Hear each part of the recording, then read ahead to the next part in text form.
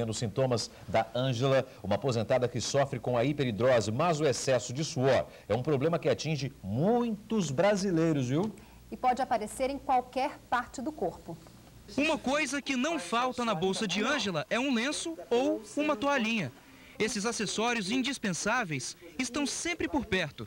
Isso porque desde criança ela tem um problema de saúde chamado hiperidrose. Meus cadernos vinham para casa molhados e a minha mãe notava isso, não é? Que eu vivia enxugando as mãos nas roupas e os cadernos molhados. Ela perguntava, dizia: mãe, estou transpirando demais as mãos dos pés. Ela até tem de usar uma sandália com um forro de pano para o calçado não escorregar.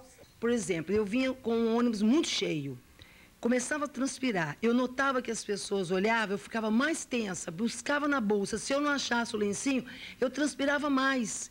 Então chegava ao ponto de incomodar, as pessoas ficavam, porque o suor pingava, era água, descia das mãos dos pés como se eu tivesse mergulhado em uma bacia. A hiperidrose é uma doença não muito comum. Atinge cerca de 1% da população e pode ocorrer em qualquer idade, desde a infância até a fase adulta. As razões ainda são desconhecidas, mas existe tratamento. Em alguns casos, é necessário cirurgia. Primeiro, você tenta uma medicação local. A segunda etapa é a aplicação local de toxina botulínica. Essa toxina botulínica ela tem uma eficácia muito boa, só que tem uma durabilidade que varia de 6 a 8 meses. E não é barata. Entendeu? A terceira opção, quando é na axila, você pode fazer a retirada das glândulas que produzem o suor. A transpiração pode ocorrer em várias partes do corpo. A queixa mais frequente é um excesso de suor nas axilas. Depois tem as mãos. Agora, o que mais incomoda é a hiperidrose nas mãos. Depois nós temos pessoas que suam nas costas, chegam a encharcar até as calças, e outras nas virilhas, na testa.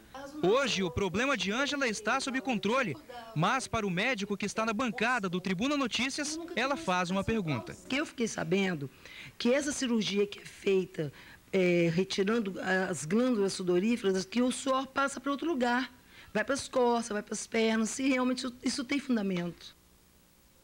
Quem vai responder a pergunta da Ângela e as suas aí de casa também é a médica Maria Helena Sandoval. Ligue 3331-9046. Boa tarde, doutora. Seja bem-vinda aqui com a gente mais uma vez. Muito obrigada.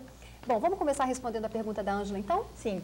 O que ela falou é retirada da glândula. Isso é uma cirurgia que se fazia antigamente. Abria a axila e retirava a glândula. Então, a pessoa passava a suar menos. Mas, pelo que eu vi na reportagem, ela sua em muitos locais. Pés, mãos, axilas, dorso. Então, não é só essa cirurgia que iria beneficiá-la.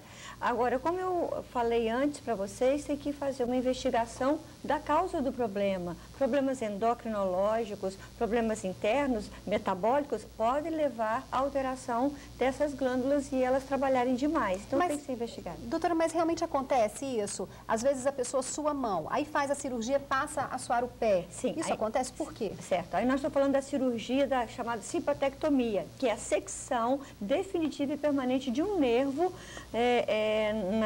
ao longo da coluna, entendeu? Então, é uma coisa muito definitiva. As pessoas fazem o que a gente chama de compensatória. Quando você secciona um nervo que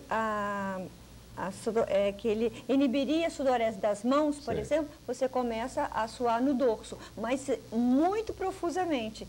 Mas se a pessoa precisa das mãos ou para digitar, ou para ser uma dentista, as coisas acabam sendo compensadas, entendeu? A Viviane, doutora, a pergunta mesmo, está muito preocupada se volta depois da cirurgia a suar novamente. Bem, nós estamos falando de uma cirurgia muito definitiva. Ela não volta a suar nas mãos nunca mais. A mão passará a ter outro problema, extremamente seca.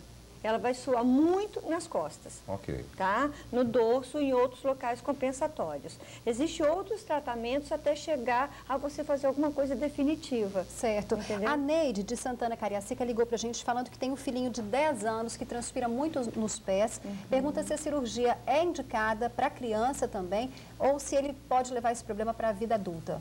Eu acho que isso pode, inclusive, passar na adolescência, entendeu? A gente tem que fazer algumas coisas para que eles não escorreguem, como mostrou a reportagem, o tênis, né? Uma palmilha que seja de pano, que possa ser lavada, essas coisas assim.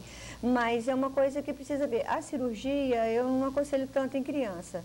Ah, Não aconselha por quê? Não, é muito radical, é definitiva, então, Qual a entendeu? relação que existe entre o problema e o estresse, por exemplo, momentos de angústia? Isso é muito fácil explicar. Isso é uma coisa interessante. Não há nada de errado com quem tem hiperidrose. Então, nós não consideramos a hiperidrose uma doença. Isso não é uma doença, né? Não é. Nós consideramos um distúrbio, certo?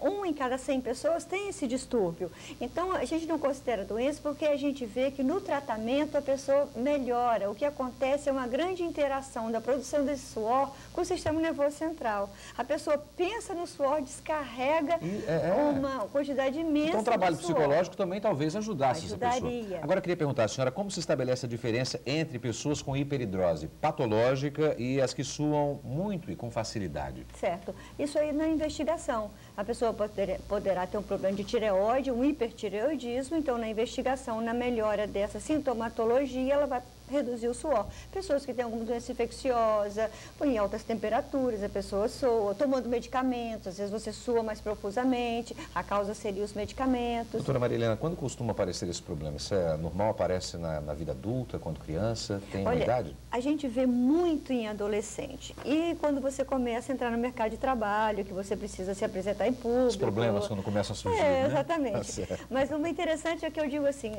no uso da toxina botulínica, por exemplo, nas mãos, hoje a gente já define fazer somente na mão que seja dominante. A coisa muito interessante de dizer como é ligado ao sistema nervoso central. Você melhora essa mão que cumprimenta as outras pessoas, automaticamente essa para de suar. Então, isso é bem interessante, não é? Então, vê que tem uma ligação Que tem ligação, é verdade, com esse estresse, com esse, né? A Elaine de Vila Velha ligou pra gente falando que ela fez a cirurgia, continua transpirando muito. Pergunta se a senhora indicaria de repente, a cirurgia de novo, com uma nova técnica. Eu não sei que cirurgia ela fez, porque nós falamos de duas, né? Uma local para retirada da glândula e uma com anestesia geral, que você faz a secção do nervo. Então, eu não sei que cirurgia ela fez, mas ela procuraria o médico dela para conversar sobre isso. Agora, tem outros métodos que a gente poderia indicar se fosse procurado. A gente conversaria para indicar. Certo. Olha só, o Roberto de Guarapari está com um probleminha bem grave. Transpira tanto nos pés que mudou até a textura do próprio pé dele. A senhora acha que um tratamento com remédios melhoraria o caso dele ou ele vai ter que fazer alguma cirurgia? Eu acho muito difícil. Eu indicaria primeiro a toxina botulínica, porque você ficaria muitos meses sem suar. Você conseguiria uma segurança no problema que você tem e automaticamente isso reduziria. A senhora falou em toxina botulínica, Sim. ela erigece um pouco mais, né? Não, na verdade... Isso não tem perigo da pessoa perder o movimento do pé, ficar mais rígido, alguma coisa assim? Na verdade não chega tanto a esse músculo, não. Ah. A aplicação é mais superficial e pegaria a musculatura que apertaria a glândula para jogar o suor.